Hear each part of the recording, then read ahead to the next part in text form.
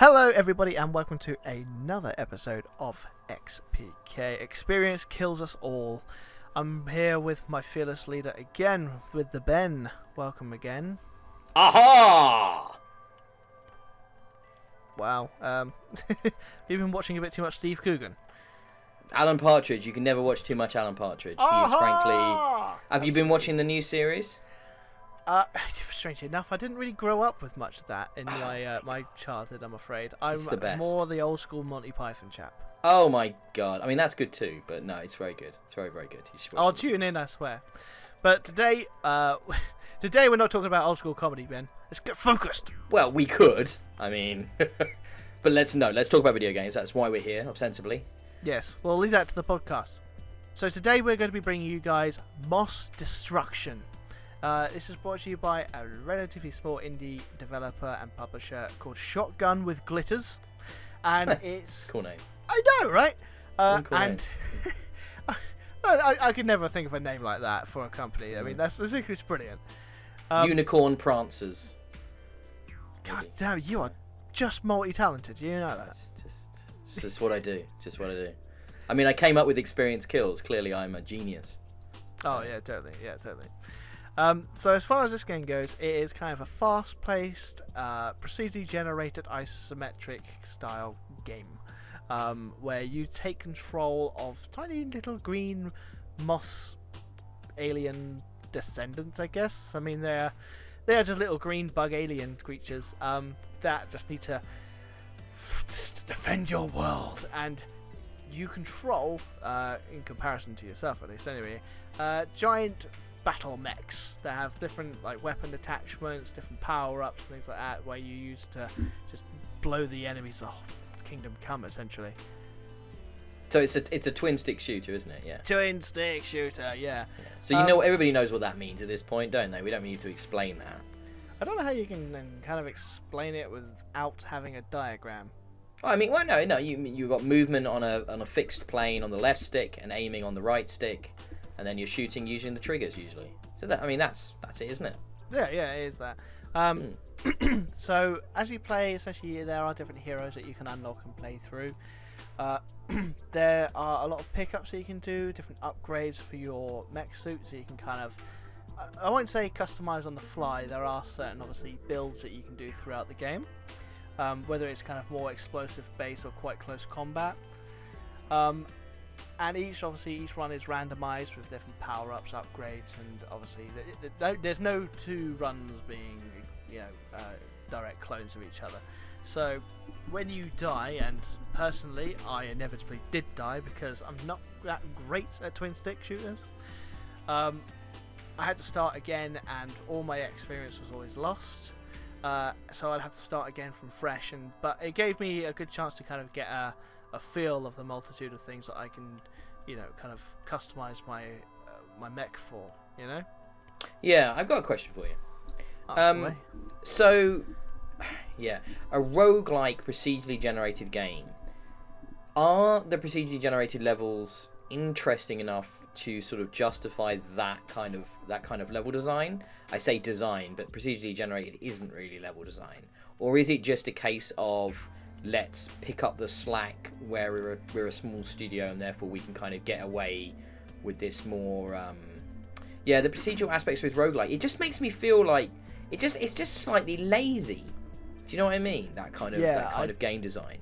No, I do agree with you a lot of the time when it comes to procedure generated stuff. The kind of levels that you have, obviously they last you for a little while until you move on to the next world, as it were, the next environment, but at the same time you can get kind of bored after a while looking at the same things. Even though it's a different map, it is still the same stuff. Whether or not it was just a small company, obviously, so they were kind of strapped for staff to look for design ideas or not, honestly I couldn't tell you. All I know is that when I did get through probably my 20th time restarting, maybe, I was getting a wee bit sick of the first initial level looking like I started in the same place. Yeah. Is the game on early access or is it a full release? From what I can tell, it is on full release, so it hasn't got, not saying early access. However, I still think it's in its early days. It hasn't had too many kind of updates, you know, so they're not, you know, it is, I think, a recent release, at least anyway. But it's a relatively, well, I think it's quite a small team. I'm not entirely sure how big a team is on these sort of, you know, these little games like that. There's about 10 people, I think, that work on it, and for the, you know, for the gameplay, it was interesting. It was enough to keep me somewhat interested, you know. The level design initially was quite an interesting concept, and switching out between you know, your melee and your kind of ranged attacks, and the variation that I can create when I pick up a different weapon. If I'm running out of ammo, I can quickly, you know, change different weapons. It was quite nice, but yeah, it was. Is there anything unique about it that makes it stand out? Because I mean, at the moment, what you're describing is a pretty rote experience. Yeah, that's what I was gonna say next. Is just, I wasn't. Yeah, I wasn't enough to say this is fantastic. Everyone, please go and get this game. It is brilliant. It is so unique. I can't really pick on anything that is, you know, so that I haven't done before. Yeah.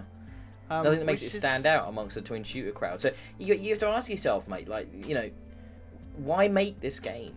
It seems baffling to me that an indie studio would put all their time and resources into making a game that doesn't do anything to stand out amongst a crowd of already, you know, other twin stick shooters, other roguelites, and other procedurally generated games. It's just a bit, what's the point?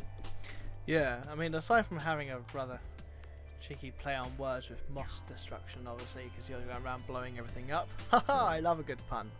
But yeah, exactly. I mean, I've played other games.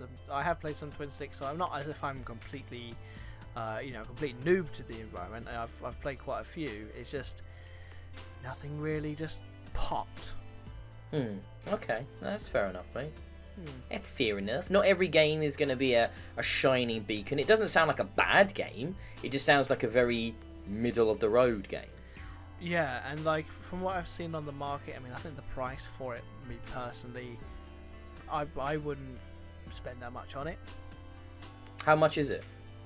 On Steam, it's down as £10.90. Okay, that does sound like a little bit high. Yeah. Yeah, I mean, like I said, I mean, I'm not shooting it down saying that, God, don't, you know, put this on for free because it's not worth spending money on. I'd spend some money on it to buy it, but £10 for this, I'm closing my wallet on that one, you know. No, that's fair enough. That's fair enough. So if there's not anything else you wanted to add, mate, we'll wrap this puppy up. So this game is actually ready to play now on Steam. You can purchase and download and have a go yourself. My top level I got to was probably about 9, which in my terms is probably pretty good. So do feel free to give it a go though, because I'm always one for, you know, getting the name out there for the smaller developers and publishers myself. Don't you agree, Ben? No, it's always a good idea to support the small developers and stuff like that.